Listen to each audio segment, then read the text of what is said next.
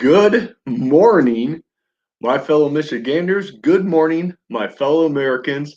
Who was all up last night, just like me, until 4 in the morning, waiting for the results of this election? So we're all tired. We're all wondering what the heck's going on. But hey, folks, this is not the first time that this has happened. I think we found out the final election results back in the early 60s with Kennedy and Nixon running against each other.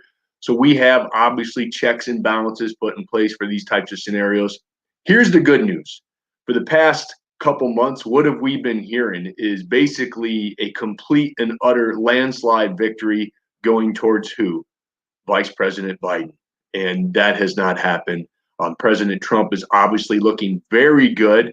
Way to stand up, my fellow Michiganders. I really feel that we woke up a lot of people over the past 7 months, fighting for our sacred values, citizens' rights, and constitutional freedoms. And I'm hoping it all pans out for the state of Michigan and for President Trump, and we get him the state of Michigan. We're just going to have to wait and see over the next couple hours what happens. And I just want to point a couple things out. Is Ron is going to get on at 1 o'clock today and give you an update on all the candidates, the winners and losers, and going from there. So tune in at 1 o'clock on the Stand Up Michigan Facebook page. Ron will be going live at that time to update all of you. Hopefully, we have a lot of information to give you at that time. But I just want to kind of give you my 2 cents on some things. It's quite comical because obviously things are a lot different these days than they were a while back, especially with the parties, the Republican Party and the Democratic Party. It seems like when the Republicans lose, we take accountability with our candidate and we're like, hey, there was something wrong with the candidate. They lost. Obviously, we have to find the right candidate for the job next time. We don't riot. We don't burn down cities. We just we're frustrated. We get angry, but then we just go back to work and provide for ourselves and our family. That's what we do. Democrats are, however, a little bit different in the fact that when their candidate loses, then the system is broken. When the system doesn't work in their favor, and when the system doesn't work in their favor, what do? They're like carpenter ants, like Sheriff David Clark told us, like they don't give up. No matter what you do to that carpenter nest, they will go build another nest and they will continue to fight and they will kick and scream until they get their way. They're almost like undisciplined 2-year-old children and how they act sometimes. But they've shown this, right? They've shown this with wanting to get rid of the filibuster, with wanting to get rid of the electoral college. It would be funny if Texas would have flipped and went for Biden and they would have loved the electoral college, just like I think it did with some states with Obama. The electoral college helped him, I think, in the first election. But when it doesn't help them, then the system is broken. They also want to pack the Supreme Court, right? So when they don't get their way, then their solution is to tear down our system, tear down our checks and balances. And if that doesn't scare the ever-living hell out of you, then you don't have a heartbeat. And that's what we're fighting for, is not only for this election, but future elections, because they kind of put all of their cards out there on what they want to do. They basically want to tear down our entire government. They want to tear it down. And our government, hey, look, the United States, we have some pretty deep scars. We do. There's no disregarding any of that. But what are scars there to do? I have many scars on my body. I have many scars that I'm proud of, many scars that I'm not so proud of. But they all teach what? A lesson. And we have many scars as a nation. But those scars are there to remind us to never repeat those mistakes again. You don't go in and try to tear down a system that has been working very well over the past 200 years. In the history of humankind, billions and billions of people, if you go back to history, there were times, most of human history times, you could not vote for a leader.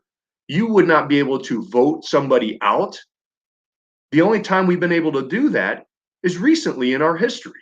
So why would we want to tear down a system that obviously works very well? This is the most successful this country has ever been in the history of mankind.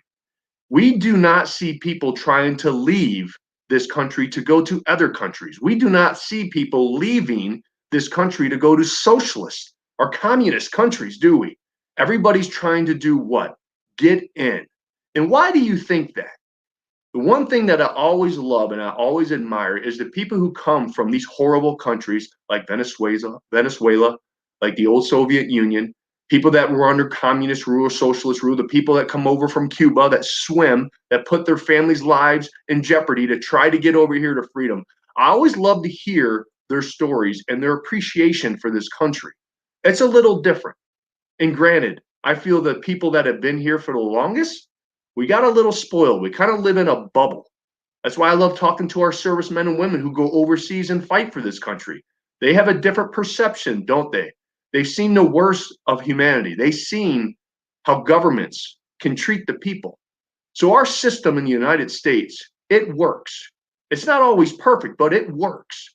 And for a party to want to tear that down, that scares me. That scares me. So we have to make sure that we trust the process today. Don't freak out. Let everything fall into place. Ron will be at 1 on here to update you on what's going on. Obviously, we're all going to be glued to the TV, but we're sitting pretty good right now. We truly are. It could be a lot different. We could be behind in these states, right? Like Michigan and North Carolina, and Pennsylvania. We're ahead. So these are all battleground states that he must win, right? And there's a million different scenarios, it seems like, but it's looking pretty good. So trust the process, take a deep breath, let it go into. The media is really good at raising people's emotions up, right? We all know. And so I'm hoping a couple things from this experience. We always have to look at the glass half full in these situations. I'm hoping this experience, especially over the past 7 months, especially for the states out there like Michigan, like New York, who have been locked down, that we start to hold our elected officials from here on out, regardless of party affiliation. These people, these men and women no longer get a free ride that they just get to get elected in and then we forget about them. It is our job from here on out to make sure that we hold every single one of these elected officials accountable and we follow through with it. And we make sure that any of you that are watching out there right now that have that feeling in your gut, into your heart, into your very soul, that you feel that you need to run. We need good patriots, people that respect and love this country, the flag, those very words on that piece of paper that our forefathers inked, that believe in those inalienable rights of life, liberty, and the pursuit of happiness. We need you all to run for some sort of office, for school board, city council.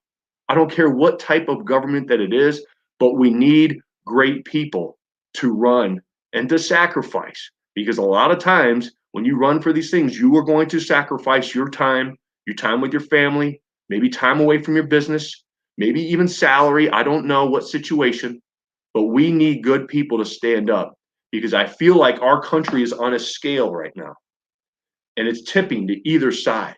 And we have to make sure that our founding fathers and what they believed in and our checks and balances and our system of government continues to stay strong because it works. It works very well. That's why we are in the position that we are in the world as a world power, because obviously it does work. So believe in that. Fight for that. And for all the radical far left out there that want to continue to tear down what this country has built, the systems, the checks and balances, when it doesn't work in your favor, you either are with us or you're against us. And you all will be held accountable moving forward because like a lot of Americans out there and the people are speaking, we're kind of sick of it. We're kind of sick of it and we are going to hold the line and we're going to continue to fight for that flag, to fight for that country, to have difficult conversations from both sides to move this country forward and to heal this country, not divide it. So Ron will be on here at 1 o'clock. Tune in. I'm sure he's going to have a lot of great information for all of you. And then we'll go from there. All right. So hang in there. Trust the process. Be that lantern in the darkness of today's challenges, like we always talked about ever since the beginning of this movement. And always remember this, which I've preached time and time again. The power of one can lead to the power of many.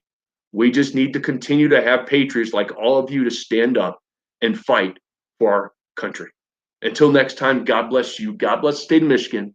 And God bless these United States. I'll talk to you all soon. Bye-bye.